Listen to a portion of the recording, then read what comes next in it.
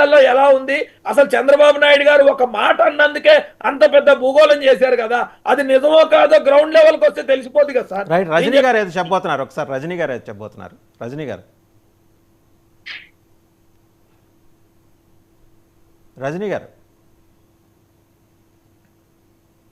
Sir వినపడుతుందండి? వినిపిస్తుందండి, వినిపిస్తుంది సార్. ఈరోజు ఏదైతే ఇందాక నేను చెప్పింది, జనసేన ఓటింగ్ చాలా ఇంపార్టెంట్ అండి. ఇవన్నీ కాంట్రవర్సీలు అదంతా చెత్త చెదరం ఉన్న తర్వాత మాట్లాడుకోవచ్చు, ఉన్న టైం తక్కువ. ఈ రోజు ఎవరి పౌరుషాల వరకు, ఈ రోజు మా అధినాయకుడు కేకేస్తే విజిలేస్తే వస్తామని మేమందరం ఎన్ని చెప్తున్నాం. మా అధినాయకుడు వర్మ గారిని ఎందుకు అంత అప్రిషియేట్ చేస్తున్నాడు అంటే, అది ఎలక్షన్ చేసే విధి విధానం. అదే రకంగా అన్ని చోట్ల ఎలక్షన్ చేసుకుంటూ పోతే వాళ్ళ గ్రాఫ్ అనేది కాదండి. కూటమి అభ్యర్థులు గెలుస్తారు 100%. ఇప్పుడు కూడా ఖచ్చితంగా చేయక్కడ తప్పదు, చేస్తాం కూడా. కానీ ఇంకొంచెం ఇప్పుడు రాకేష్ గారు వెళ్తున్న ఏరియా, భవానీపురం ఏరియాలో రాకేష్ గారు ఎక్కడో వెనకాల నుండి నన్ను సుజనా చౌదరి గారి పక్కన నుంచోబెట్టి నడిపిస్తుంటారు. మీరు వెళ్ళండి మేడం, ముందు మీరు వెళ్ళండి, అమ్మో అంతా మీరే మేడం, అంతా మీ వల్లే అవుతుంది, అమ్మో మీ సౌండ్ కి మేము తట్టుకోలేము అంటారు. కానీ ఆయన చేసే సౌండ్ మాకు తెలుసు. కానీ అక్కడ అప్రిషియేట్ చేస్తూ మమ్మల్ని ముందుకు తీసుకెళ్తుంటే, ఆయన పక్కన మేము నుంచుంటే పోతున్న మహేష్ పైన జనసైనికులు మొత్తానికి పెద్దన్న పాత్రలో ఉన్నారు.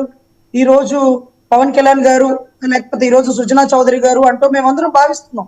సో ఇది సార్ ఎలక్షన్ విధానం. ఈసారి కాపుల ఓట్లు ఇంపార్టెంట్, జనసేన ఓట్లు ఇంపార్టెంట్. ఎందుకంటే వైసీపీ ఓట్లు చెక్కు చెదరలేదు, టీడీపీ ఓట్లు చెక్క చెదరలేదు. ఈ ఓటు ఎటు పడితే అటు గెలుపు, అది మీ ఇష్టం. మీరు ఎలా మేనేజ్ చేసుకుని 20 రోజుల్లో ఎలా ఇంప్రెస్ చేసుకుని జనసేన అంతా ఇటు టర్న్ చేస్తారా, లేకపోతే వైసీపీ వాళ్ళు వైపు టర్న్ చేసుకుంటారా, what ever it may be, గెలుపు మేము ఎటుంటే అట్టేనండి. సో ఈ ప్లీజ్ కైండ్లీ ఆ మెసేజ్ పాస్ చేయండి.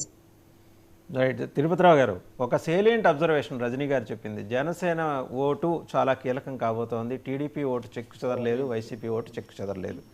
సో జనసేన ఓటు ఎటు పడితే అటే గెలుపు. ఒకవేళ వైసీపీ గెలిస్తే, it's hypothetical question just. Vasudevan గారు హైపోథెటికల్ అన్నారు కాబట్టి, ఒకవేళ వైసీపీ గెలిస్తే, ఒకవేళ అది అంతవరకే పరిమితం. ఎందుకంటే అండర్స్కోర్ చేశానండి, మీరు అది అంతవరకే పరిమితం. ఇప్పుడు రజనీ గారి తాలూకా ఆలోచన భారతీయ జనతా పార్టీ కూడా ఉంది. నేను నిన్న చంద్రబాబు గారిని కలిసినప్పుడు నేను కూడా అదే విషయం ప్రస్తావించాను. కోఆర్డినేషన్ మెయిన్ అండి. మీకు ఒక ఎగ్జాంపుల్ చెప్తాను వాసుదేవన్ గారు. నేను ఈ పార్లమెంట్ కన్వీనర్ గా ఉన్నాను, శ్రీకాకుళం పార్లమెంట్ కదా, మీకు అందరికీ తెలుసు. ఒకవేళ అలయన్స్ లో లేకపోతే నేను ఇవాళ ఈ పార్లమెంట్ నుండి పోటీలో ఉండేవాడిని. గెలుపోవటంలో భారతీయ జనతా పార్టీ కార్యకర్తకి సమానమే కాబట్టి నేను పోటీ చేసేవాడిని.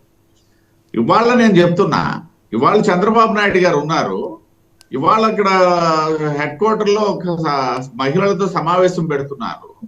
దానికి మాకు పిలుపు లేదు మిత్రపక్షంగా. అదే కదా జనసేనకు కూడా లేదని నేను అనుకుంటాను. రెండోది నేను నిన్న మా లోకల్ ఎమ్మెల్యే క్యాండిడేట్ కి ఏంటి కమ్యూనికేషన్, నేనేమి అంతా ఇప్పుడు వాస్తవానికి నన్ను పాలకొండలో ఇన్ఛార్జిగా పెట్టిన తర్వాత నేను ఇక్కడ చేయగలిగింది కూడా తక్కువే ఉంటది. ఎందుకంటే అక్కడ నా పార్లమెంట్ క్యాండిడేట్ తాలూకా విన్నింగ్ అనేది నాకు మెయిన్ ఇంపార్టెంట్.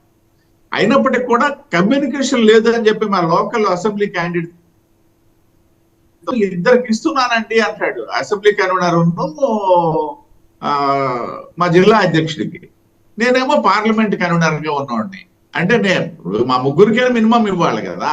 అంటే ఇట్లా కొంత కమ్యూనికేషన్ గ్యాప్ అయితే ఉంది. నేను రాకేష్ గారి ద్వారా దాన్ని కూడా ఎస్టాబ్లిష్ చేస్తున్నా. నేను ఈ విషయం నేను ఆయన ద్వారా ఎస్టాబ్లిష్ చేయడం కాదు,